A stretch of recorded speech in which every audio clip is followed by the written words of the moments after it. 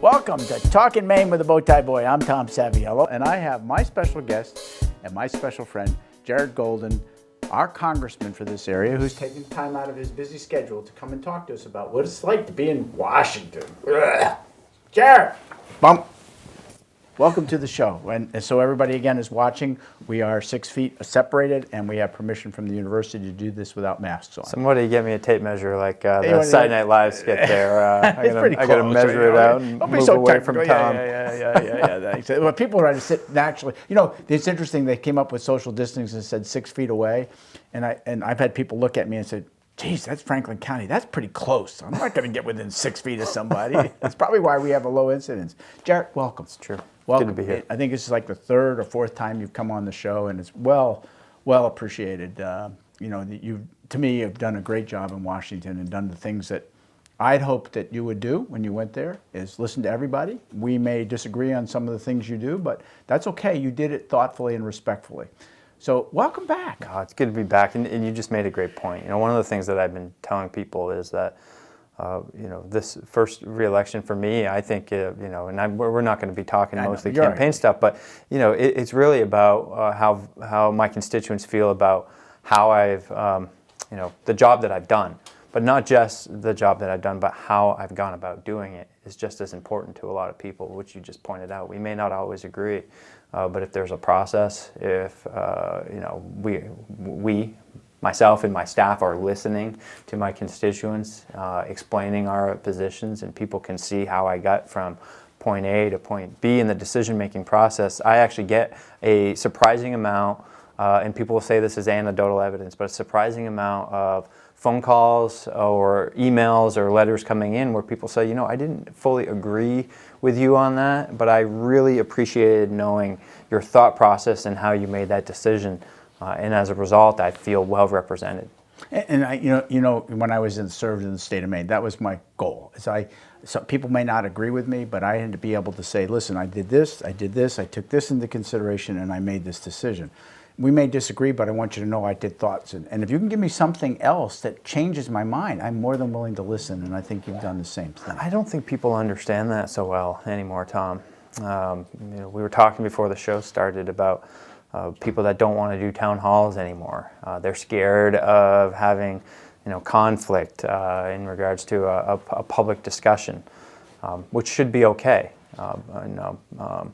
Another point these days, everyone says you got to try and get it down into the Twitter character restrictions, that people just want the soundbite, or just tell them what they want to hear in the small little Facebook post. We actually found early on the bigger the vote, the longer my Facebook post statement and explanation, and even link to a longer statement. And some of my comm staff who do great work, but are more of that generation and leaning towards the short. Let's just tweet that out, short statement on Facebook. We're skeptical when I'd say, no, we're going to put up this paragraph explanation. And they were really surprised, at least in this district, how many people click through and read the whole thing. And we get more engagement, more comments when we do that. Yeah, people here do care. We get sometimes written off in the second CDs. We don't care. We do. It's funny because when people are in conflict, you always try to, or in conflict with you try to talk to them. I had a phone call one time, and the person told me that I was a jerk. Now, he said a few other choice words. What he forgot is I had caller ID. So I called him back.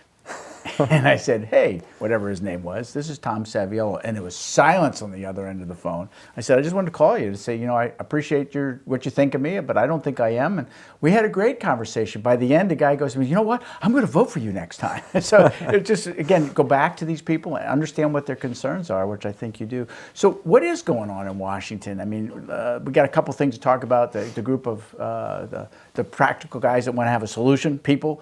So are we going to have another COVID package, or do you think before Election Day, or is it pretty much toast at this point? It doesn't look good, Tom, but we should.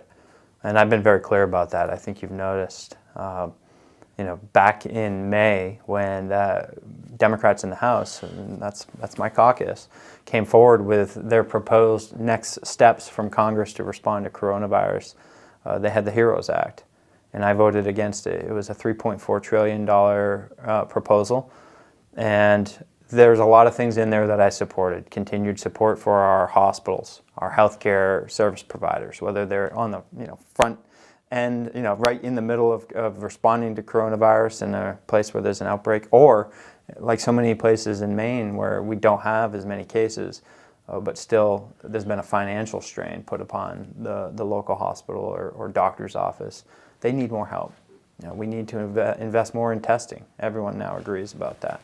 The proposal on the table is another $75 billion towards testing.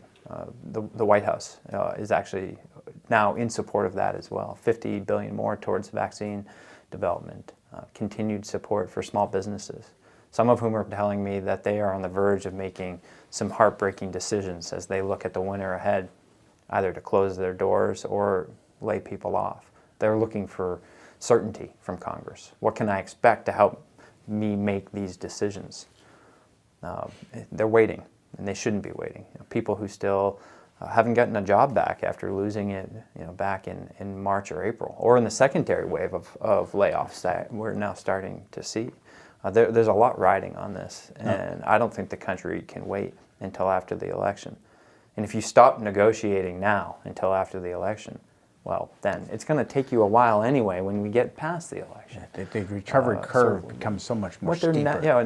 What they're now saying is you'll have to wait till 2021 to get anything from Congress. And the Federal Reserve is saying we have to do something. They're acknowledging the high spending that's taken place since March and saying, yes, a debt that's too high is a problem for a country. But right now we think inaction does greater damage to the economy than ongoing spending, and Congress should put forward another plan. I think that this is just the worst of politics, the electoral considerations coming ahead of what's in the best interest of the country and of our constituents, and I've talked about that. I voted against the HEROES Act in May because of that. So, look, this represents a breakdown in staying at the table together and building a response plan together. This is just going to be a partisan vote, and that's going to hurt the process. I think that has proven to be true. And I think it just happened again last week. I again voted against that bill. They had now slimmed it down to $2.2 trillion. But Secretary Mnuchin came up to $1.6 trillion. That's pretty close. The differences are not that great. But there's a quote, I always mess it up, maybe you can get it right. But it's essentially that the art of politics is the pursuit of the attainable. Now. Not the perfect. Not the perfect, but the next best thing in the present. You can keep your eye out there on what would be perfect, but what matters to our constituents and to the country is what can you do for us today? And that's where my head is at on these COVID negotiations, and think we should stick at it. Now, there's a group down there, the Problem Solvers. The Problem Solvers Caucus. And that's a group that has come together to come up with this. And now I think you and I talked about a month ago. Unfortunately, you're an outside member, but participate. You needed to find a Republican to be involved. So let's talk about what the Problem Solvers are. And I think you've got news that you're almost about to join that group. Yeah, the Problem Solvers is an interesting group. It is a bipartisan, bicameral caucus. In fact, the only one that I know of. And what do I mean by that? Some of you might not know. In fact, interesting, I saw a poll, Tom, that said that some people don't really know what bipartisan means. They know the word partisan, and they know they don't like it. So bipartisan... They think it's 2 times as bad. it's twice as bad, yeah. Right? So what do I mean? It is a caucus that is built evenly of Democrats and Republicans. It's not enough to be a pragmatic, thoughtful thinker who wants to solve problems by working with your colleagues in Congress. In order to enter into that caucus, you actually have to find a counterpart to keep that balance to join. And bicameral, it is comprised of members of both the House and the United States Senate. So I've been searching for a partner to join with me, and it looks like Ben Cline, a congressman from Virginia, who's on the Republican side, also is a graduate of Bates College, which I am as well. And we've actually done some events together at Bates, some kind of town hall style events together in 2019, and he has an interest, so we're looking at getting that process of joining going right now. And did that group come up with a plan too, a potential? Yeah, they came up with the $1.6 trillion plan, which is pretty close to what Mnuchin put forward, although actually I think Mnuchin's in some ways was closer to the Democrats because it kind of sidestepped some of the stickier issues, which the problem solver said, let's try and tackle those sticky issues. Can we find a middle ground on them? Things like splitting the difference between new OSHA protections in the workplace for workers to protect them from exposure to coronavirus, coupled with limited liability protections for small businesses that meet that standard, so that they're not subject to frivolous Fines, lawsuits right, if they're meeting the standard that's been laid out to protect workers and consumers. So one of the questions that you got asked this morning on our radio show was, what surprised you the most? You kind of alluded to it a little bit when you got there, but what surprised you the most, other than walking into the place in awe, like, oh, I'm here? I remember that's how I felt when I walked to the State House. It's like, oh, what am I doing here? What was your first reactions of what surprised you the most?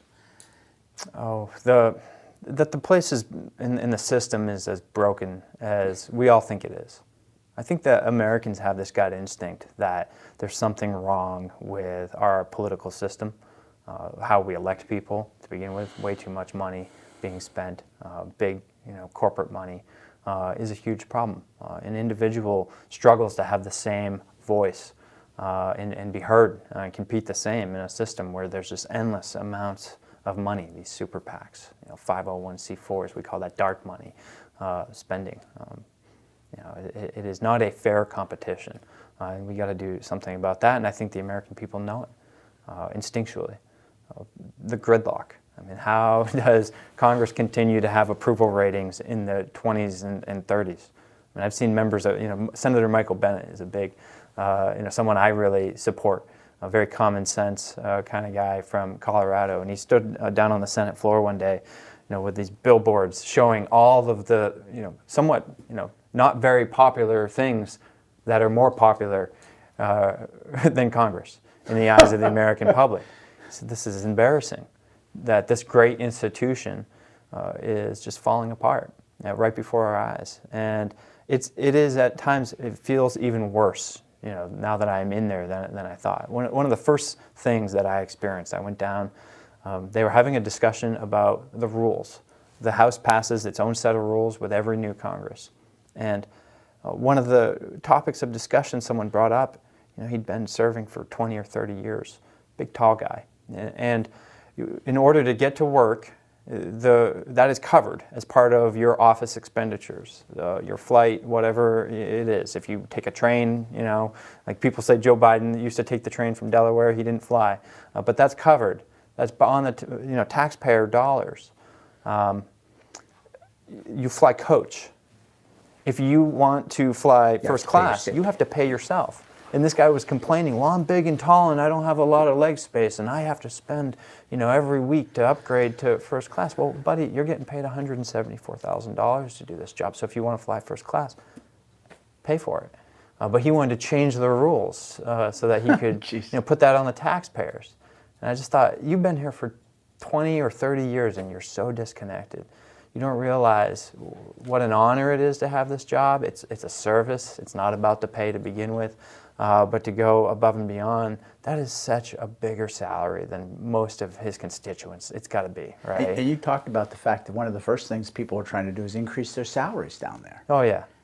And I have drawn some, fire from my colleagues on both sides of the aisle because I joined with members of both parties to say, no, we're not going to do that. We're not going to raise our pay. We're not going to do it automatically, and we're not going to do it in this Congress or in the next. It's just not something that I'm a big fan of. I think it misses the point. I actually opposed, my father used to argue with me about this. The governor of Maine is the lowest paid governor in the nation. That's an embarrassment. We got to raise. I said, that's not an embarrassment. We're focused on the right things. It's a service to the state. And I don't care if the governor's only getting paid $70,000. Let's think about the fact that transportation is pretty much covered. They're living in the people's house. Food and all these other things. It's ridiculous to think that it is a big deal whether or not we should raise the governor's salary from $70,000 to $100,000 or whatever it is when we have such wage stagnation right here in our own state. Let's focus on solving that problem first. No, I agree. I mean, not the 70,000. I always voted against it because I figured it's an honor to be there, and you're not going to be the money. I mean, as legislators, as you know, we got paid a whopping, I think it was like 13,000 the first year and 9,000 the second year. Yes, we did get entitlement to some benefits, and we got some little tiny retirement out of it when it was done with your years. But that's not why you went there. You didn't go there to make money. And I get very disturbed to see if people start talking about increasing the salaries, it becomes a real job. This is all tied together. We look at like the founders and the Constitution in the House of Representatives, and it's every 2 years. And when you put in like this money issue, this money in politics, it's just this rat race. And people are thinking about the salary and what's the return, for me. Well, that's not how it works. It's not about you. It's about the people you represent. And it's not about what you get out of it. What you get out of it is the experience and the honor of being a part of an institution in a club that less than 11,000 Americans have been a part of since the beginning of this country. And you're serving your community. And this all comes together in my mind, Tom, because one of the biggest problems, you asked, what has surprised me? People are scared to lose. And I actually tell people one of my greatest strengths, my source of power is my vote and my support from my constituents, but also I'm not scared to lose. And as long as I'm not, then I'm going to do the right thing by my constituents as best as I can see it. And I agree with you. I mean, when I ran, I used to say, if I lose, well, I got something else to do. And somebody would say to me, I'm not voting for you. I said, I don't care. Just vote. If you don't want to vote for me, it's okay. I just want you to show up and vote because people defended this country and gave us the right to vote and died for that. Please just vote. I don't care. It doesn't make any difference to me at all. I think interesting, people don't know, where do you live when you go to Washington? I think this is kind of interesting little side story. Yeah, a lot of people talk about members living in their office. But they don't. You don't get any housing allowance. You don't get a housing allowance. You get your salary. And I've already talked about that, right? So I hear people complaining, well, I got to live in my office, because it's so expensive. The way I look at it, that's my constituent's office. It's paid for by taxpayers.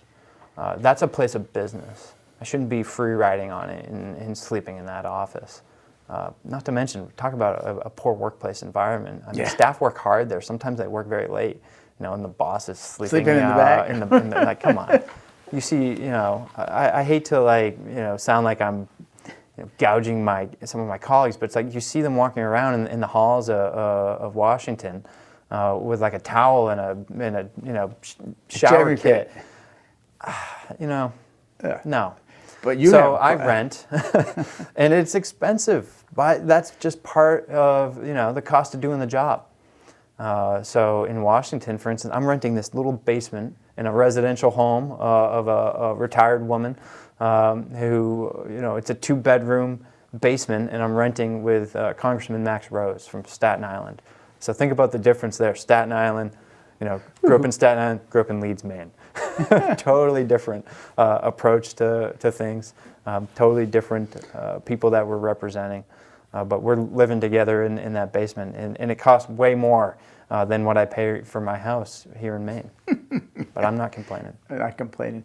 And you're able to walk to work, right? Yeah, it's about a 15-minute walk. So it's nice and comfortable. Yep. So how often have you had to go back? I mean, you drive home. You're not flying now. You're driving. You got a decent truck finally. Yeah, the other thing you were driving a couple of years ago, I don't. Oh no! Actually, I've still got. I didn't know this, but some people have been calling my truck the Green Lady. So that's a 2003 GMC Sierra, and it's getting up there in miles, but it's also wearing a lot of rust. And you might remember it broke down on Election Day in 2018. I was stranded in Bangor. When you came here to visit me when you were running, when we went to the schools and so forth, you were in your dad's car because it was in being fixed. So. Yep, and I keep investing in it. But I'm actually renting vehicles to drive down because that truck is not, sometimes it can't make it from Lewiston to Bangor, let alone Lewiston to DC, but I have been driving about an 8.5 hour, 9 hour drive, and that's just what my wife feels more comfortable. You know, when I leave DC after being there for a week or two or three, as they've kind of stacked the schedule since coronavirus in March. You know, I'll get a test. You know, wait, come back negative, and then I can, you know, I will drive and do it all with one stop. You know, I'll stop, fill up the gas, you know, use the restroom, and then the rest of the way to Maine. And it just makes her feel safer, and like we're limiting exposure. Some people say, oh, well, it's safe on planes. They've got, you know, high-tech filters and filtration systems. Yes, they do. But bottom line, an exposure to COVID is, you know, defined as being in the vicinity of someone who has coronavirus for more than 15 minutes. Well, if you're just got the bad luck of sitting next to someone or in front of someone, that's a 2.5-hour exposure right there. And they've actually traced a lot of you know, spread of infections to some of these flights. It's just, you know, kind of luck of the draw, but probably not sustainable to be going back and forth like that forever. But that's why we're around the country, you know, so much effort's going into trying to find vaccines and therapeutics and other things. You know, Jared, this morning, one of the questions we had come in from one of the viewers, I believe, was around drugs or health care, and something that you talked about, a bill that's very close. Both Republicans and Democrats are on the same page. And I might share that with us. We're really close to a deal that could, I think, have a very positive impact on the affordability of health care for seniors in this country, and could potentially benefit everyone else as well. H.R. 3 in the House is the bill number. This legislation would cap out-of-pocket costs annually for seniors utilizing Medicare at $2,000 per year. That's at all costs, whether it's their prescription medications, their co-pays, doctor's visit fees, whatever, capped at $2,000 per year. You heard from the caller today, she's probably exceeding that. Many individuals are, certainly households as well. The Senate version is just so slightly different. They would cap it at $2,500. I think there's a lot of space for getting that done. One big difference, the House bill would tell the CMS that runs Medicare to negotiate with pharmaceutical manufacturers for lower prescription drug prices under that program for the government to purchase it for the 200 most expensive prescription medications for seniors in America under the Medicare program. But it would also open those lower negotiated prices up to people not utilizing the Medicare program. The Senate bill doesn't do that, but I don't think we should let that difference be a sticking point. If we can't get agreement on that, even though I think it's the right thing to do, the smart thing to do fiscally, why wouldn't you negotiate the best deal? Everybody does. You know, unless you're just concerned about what the pharmaceutical, you know, shareholders want. But I think that capping out-of-pocket costs for seniors would be a huge reform. Huge thing. A huge thing. I mean, it would absolutely be huge. And from a negotiation standpoint, and people negotiate in our antique shop all the time. What's the best price you can give me? So that's right. It's going to help, and you're a big buyer. I mean, obviously in Canada and other places, they're able to do that. So there's no reason why it can't be done, and still be profitable. I mean, it's not a case of obscene profits. Yeah, we're not trying to insist that private companies sell things to us at a loss. But certainly not the level of profit making in the pharmaceutical industry. Dollar for dollar, pill for pill is just too great.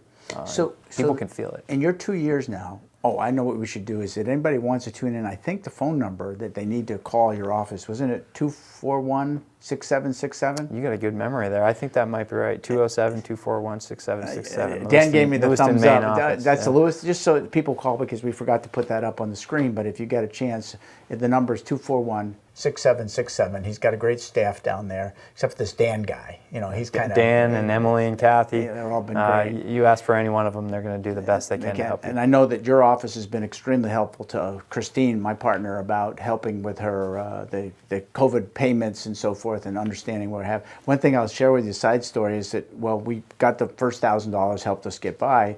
Then a check shows up for $9,000, of which she says, we don't need it, we're not going to take it. So in 3 days, she got it redone, sent back to him. And she checked on the internet to find out whether everything was cleared. Well, it wasn't. So she called and found out, we owed $11 interest. We had to pay the $11 interest Oh. to get it, and we didn't even want the money. Yeah, It's we like, didn't even want oh the my money, God. like, come on. You know, it's like, and for some places they absolutely need this. We did not. We did not take it. We decided we're not going to take it. We're going to take the risk going forward. But I forgot to share that with you. You know, that's something I want to talk about quickly. You know, during the beginning of the coronavirus outbreak, one of the first things we did, you know, offices were closing down, businesses were closing down, people were very scared. And we asked, you know, what's the role that we can play right now? So I started doing teletown halls. And I would have someone like Dr. Dora Mills. You know, Mills. Used to run Maine CDC, come on. Now she's, you know, high up in one of our health systems. Just to answer people's questions as best we could, right? Because when you're dealing with a novel virus, what we learn about it over time is going to change the medical advice and the public health you know, information that can be put forward. But just being there to answer people's questions as responsibly in as straightforward a way as we could was I think, good resource to offer to the community. But we would also have like the head of the Maine Small Business Administration and the Bankers Association and the Credit Union League all on the line together, Dana Connors from the Maine State Chamber of Commerce and we would take questions over the phone from business owners. And an idea I came up with was, let's create a small business task force in my office. And it was actually led out of my Lewiston office. And we were able to help thousands of businesses, or at least connect with thousands of businesses and help them through that process of, you know, who should I talk to? Is it the Small Business Development Center in Farmington? Is it you know, do I just call the SBA directly? Can you help me, you know, find a bank that I can work with? I don't have an existing relationship. Whatever the question was, we were helping them with the Paycheck Protection Program, the Economic Injury Disaster Loan. There's all kinds of tax credits and other things that were put forward as part of the solution for businesses who were going through these closures and really struggling. And we thought our job was to connect them with the information they needed to make the most informed decision about what, you know, they could, you know, try and do to get through it. And, you know, you listed the number. It's such a big part of this job that people don't, I think, understand. Most elected officials do. The constituent services, you hear that word, those words, that is so impactful. That is bringing government to the people. It's connecting them with their government. And right now, people feel very disconnected. But they got to look at that. It's such a huge, it's just a huge service to be able to provide. And I feel really lucky to be in that position and to have a staff who are skilled and are eager to help. So call that phone number. Please, it's again 241-6767. Jared, we got about 2 minutes left. What would you like to tell everybody about your first 2 years as a congressperson? Well, it's just like I said, it's been an honor, an amazing experience, historical times, Tom. Yeah. I did not know, you know, getting into this, you know, what 2019 and 2020 would be like, but I feel blessed with purposeful work. Well, I was just talking about that with the constituent services piece. And, you know, I appreciate everyone's support in this opportunity. I hope to keep representing them for another 2 years. And before we close, I do want to tell the audience that Jared has been, his office and himself, so supportive of us in our fight against the Central Maine Power Corridor that it meant a lot to me to know I had somebody I could call, and Eric Cantor has been phenomenal. So I want to pass the word on to you and thank you for supporting our efforts. You're in an interesting place, and you have stood with us since day one and even signed the petition. And people have a right to have their voice heard, and that's at its core. That is what the petition was about. It's what that Citizens Initiative question was about, so keep at it. We'll be back, and I'll get you to sign it again. Hey, this is Tom Saviello for the Bowtie Boy. Thanks for tuning in. Jared, thanks for coming all the way here from Washington and from that town called Lewiston just to have a conversation with us. Good to have you, and thanks for representing us the way you are. This is Tom. We'll see you next time. That was phenomenal.